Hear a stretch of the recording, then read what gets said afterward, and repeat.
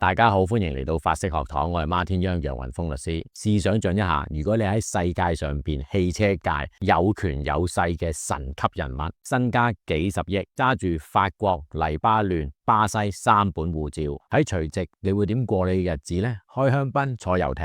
喺現實裏邊有一個叫做 Carlos Ghosn 嘅男人，喺2019年12月29號，佢選擇咗一個好荒謬、好屈辱嘅方式，將自己摺埋，係喺物理上咁樣摺埋，塞自己入一個原本我嚟裝低音大提琴嘅黑色箱裏邊。佢唔係玩緊魔術啊，其實佢係着緊草。點解一個救活咗日產汽車嘅神級人物會淪落到好似貨物咁俾人運出境呢？係佢身有屎啊，定係佢要面對一場佢根本贏唔到嘅遊戲？歡迎嚟到法式學堂，我係孖天央楊雲峰律師。呢位汽車界嘅神級人物 Carlos Ghosn， 我哋簡稱佢做戈恩。簡單啲嚟講，佢曾經係汽車界嘅救世主。當年日產 Nissan 瀕臨破產，欠債2萬億日元，跟翻當年嘅匯率，即係大概1300億港幣度啦，係佢一手一腳救翻山，而且建立咗雷諾、日產、30嘅聯盟。喺日本佢曾經做埋英雄，甚至乎連漫畫都做埋主角。不過喺2018年11月，東京地檢特搜部然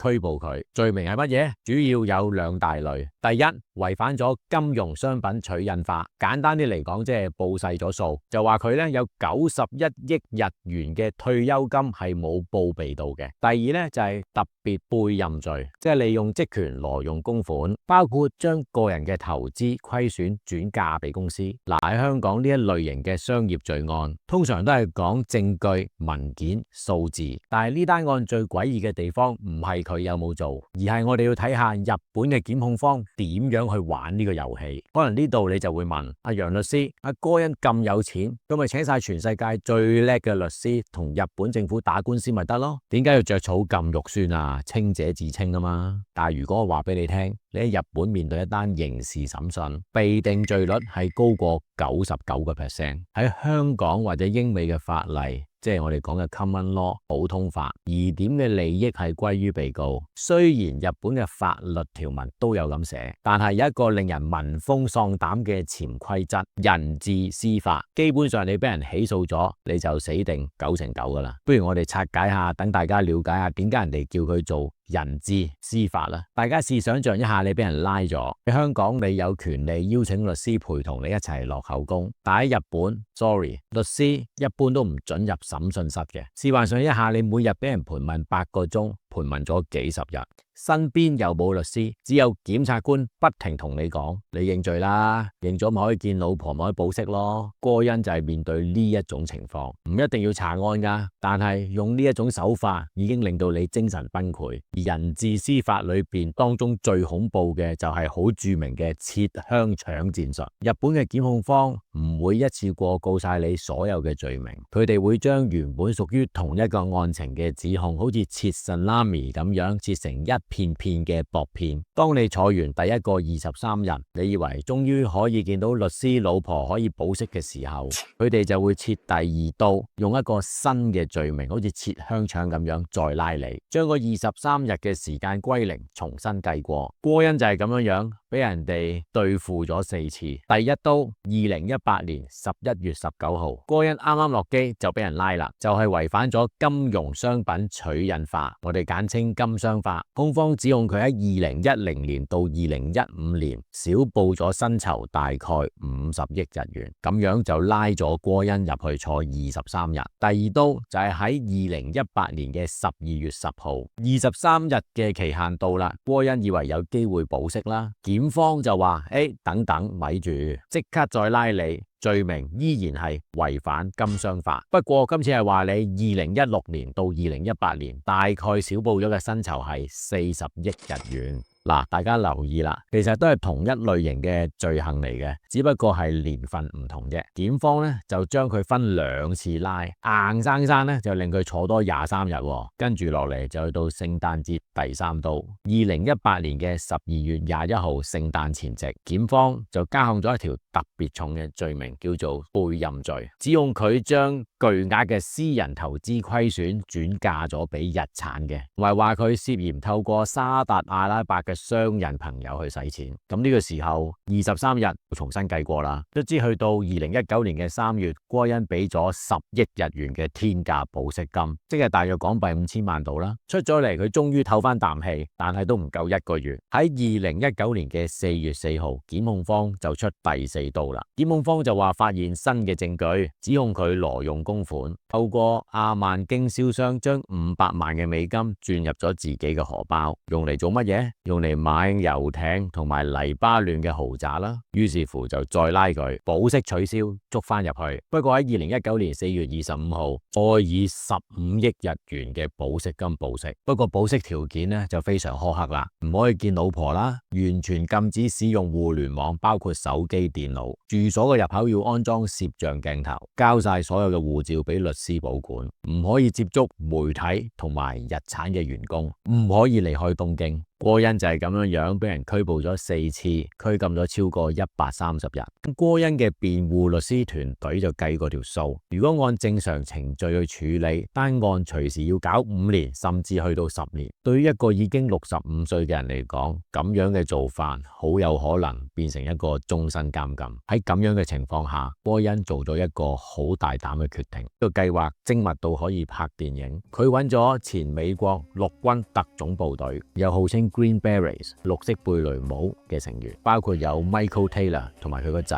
Peter Taylor。呢個部隊係美軍裏邊嘅精英中嘅精英，專門負責非常規戰爭、反恐，甚至係敵後滲透。Michael 喺退役之後就開咗一間私人嘅安保公司，專門接呢一種不可能的任務。佢曾經喺阿富汗由塔利班手上救翻紐約時報嘅記者。Taylor 父子為咗呢一日做咗幾個月嘅準備，而阿仔 Peter Taylor 就負責情報偵測，先後就飛咗3次日本去踩點。佢哋考察咗5個機場，由成田、羽田，甚至乎係地方嘅機場。佢哋揾緊一個漏洞，一個致命嘅系統漏洞。佢哋發現咗關西機場嘅私人飛機客運站，佢哋發現咗嗰度嘅 X 光機比較細，對於一般行李冇問題，但係對於超大型嘅貨物根本就塞唔到入去。而當時根據日本嘅慣例，如果個行李太大過唔到機，加上私人飛機乘客身份尊貴，好多時安檢人員就會選擇人手檢查或者直接放行嘅。而成個不可能的任務嘅代價就係據報道係值860萬美元嘅。呢一場只有13個鐘嘅生死時速。中午 Michael Taylor 同埋佢另一位幫手就從杜拜坐私人飛機去到呢一個大阪，拎住2個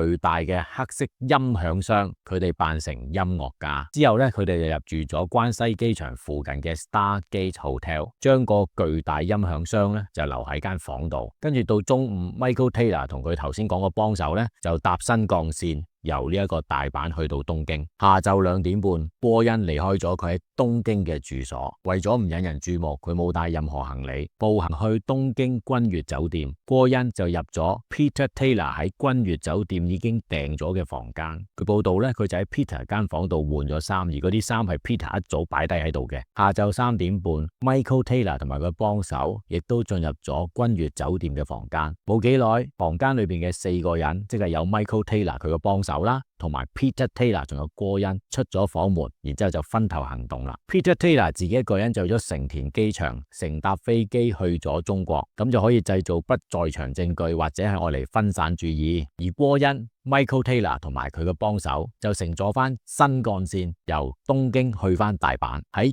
夜晚嘅8點15分，呢3個人呢就翻去關西機場附近嗰間 Stargate Hotel 啦。喺之後嘅10點鐘晚上，Michael Taylor 同埋佢嘅幫手就帶住行李離開呢間酒店啦，其中包括嗰2個大型嘅音響箱。關鍵嘅細節呢就係酒店嘅 CCTV 係冇影到郭恩離開間房嘅，咁即係話郭恩俾人影到入去，但係就冇俾人影到出嚟，就意味住佢已經藏身喺呢個大型嘅音響箱裏邊啦。佢哋去關西國際機場，喺私人飛機專用嘅 lobby，由於個箱太大，佢過唔到 X 光機，而佢哋聲稱稱呢個係一個昂貴嘅音響設備。安檢人員就冇對個箱開箱檢查，容許佢哋將呢個箱直接載上飛機。夜晚11點鐘，呢部私人飛機起飛前往土耳其。飛機抵達土耳其伊斯坦堡之後，戈恩就轉乘咗另一部飛機前往黎巴嫩。而黎巴嫩同日本係冇引渡條例嘅。喺12月31號，戈恩公開宣布佢自己已經喺黎巴嫩啦。不過呢個故事仲未完嘅。雖然 Taylor 兩父子就幫咗戈恩逃亡，但係佢哋自己咧就走唔甩。翻到美國就以為冇事啦，點知日本發出紅色通緝令。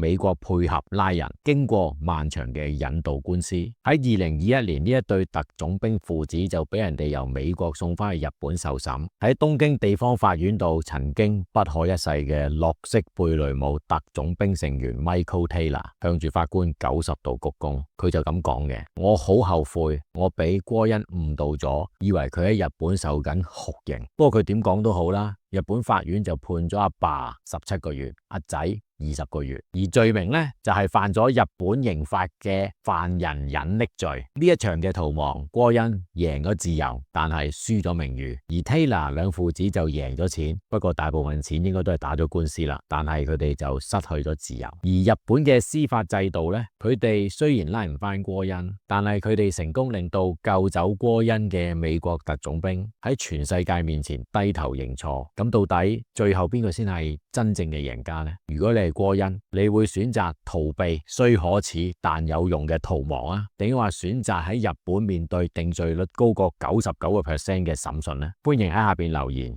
如果大家中意我呢個 channel， 記得 comment、like、share 同埋 subscribe 訂閱啦。好多謝大家嘅支持，我哋呢個頻道已經就嚟過10萬嘅訂閱者啦。而我哋亦都特別設立咗一個投稿專用嘅專區。如果大家有啲乜嘢法律嘅故事想分享，甚至乎你有興趣上我哋嘅節目，歡迎留下你哋精彩嘅法律故事。我哋會篩選合適嘅案件，幫大家揭開艱辛嘅面紗，直搗法律嘅真相。